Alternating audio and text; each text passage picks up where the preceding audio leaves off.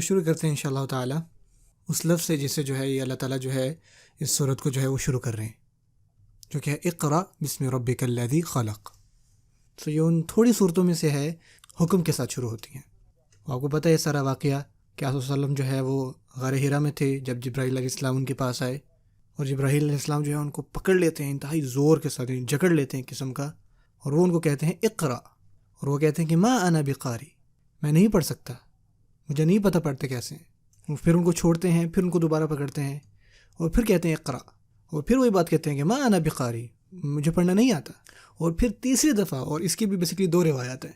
اور ان میں سے ایک یہ کہتی ہے کہ جبرائیل علیہ السلام نے جو ہے پہلی کچھ آیت جو ہے تلاوت کی، اور دوسری روایت میں جو ہے وہ آپ صلی اللہ علیہ وسلم کو یہ کہتے ہیں فماذا اقرا، تو میں کیا پڑھوں؟ ٹھیک ہے، وہ پھر انہوں نے کہا کہ ٹھیک ہے بتائیں میں کیا پڑھوں؟ تو پھر جو ہے جو جبرائیل علیہ السلام ہے انہوں نے یہ آیت جو ہے ان کے سامنے تلاوت کی، اقرا بسم ربک الذی خلق خلق الانسان من علق اقرا وربک الاکرم الذی علم بالقلم علم الانسان ما لم يعلم۔ سبحان اللہ، انتہائی حیران کن جو ہے پہلی جو ہے وہی نازل ہوتی ہے۔ اور ایک اور روایت میں آتا ہے، انہوں نے فرمایا تھا کہ کأنہ مکتوب علی قلبی، ایسے ہی تھا، مجھے ایسا لگ رہا تھا کہ وہ میرے دل کے اوپر لکھ دی گئی ہو، کہ مجھے یہ محسوس ہوا کہ جو وہی مجھ پر نازل ہوئے وہ میرے دل کے اوپر چھپ گئی ہے۔ وہ حضرت خدیجہ سے کہتے کہ ان کو جو ہے وہ کور کریں،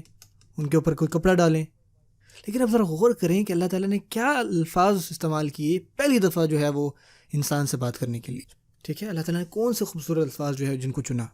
اللہ تعالیٰ نے کس طرح سے اس کو انٹروڈیوس کروایا تھا انسان کے ساتھ۔ اقرا، سب سے پہلے پڑھ، سب سے پہلا میسج جو انسانوں کو دیا گیا وہ یہی تھا کہ پڑھو پڑھو۔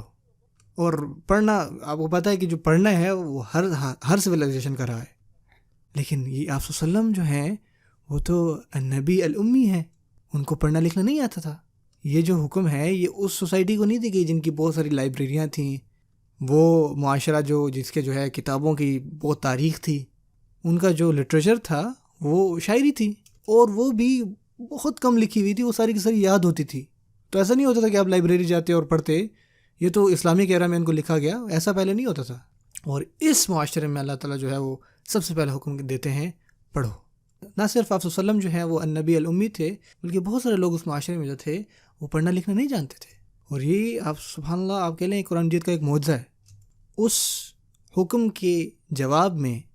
مسلمان جو ہیں دنیا کی سب سے زیادہ جو ہے ایجوکیٹڈ لوگوں میں سے بن گئے۔ جو ماس ایجوکیشن ہے جس طرح سے مسلمان علاقوں میں پھیلی، مسلمان معاشرے میں پھیلی، کہیں نہیں پھیلی۔ یہ جو PhD سسٹم ہے ویسٹرن ورلڈ میں، اگر آپ اس کو ذرا ہسٹری دیکھیں تو یہ اسلامک اس سے آتا ہے، جس کو آپ کہتے ہیں اجازہ سسٹم۔ سو یہ جو ہائر اکیڈمکس ہیں، ریڈنگ اور ریسرچ سسٹم ہے، یہ سب مسلمانوں سے شروع ہوا۔ ساری جڑیں جو ہیں اس کی اسلامک سویلائزیشن میں۔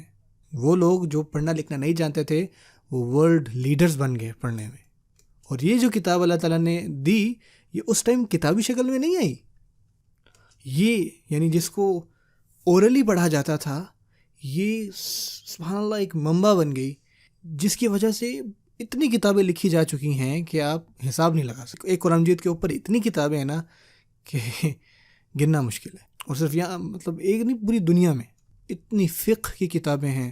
اتنی عقیدہ کی کتابیں ہیں، اتنی تاریخ کی کتابیں، جتنی بھی تفسیر آپ کہہ لیں، اور کتنے لوگ جو ہیں، کتنے لوگوں نے لکھا، ایک صدی کے بعد، دوسری صدی کے بعد، تیسری صدی، پڑھا لکھا اف اللہ اکبر۔ ایک ہی سورس، صرف ایک چھوٹا سا لفظ اقرا،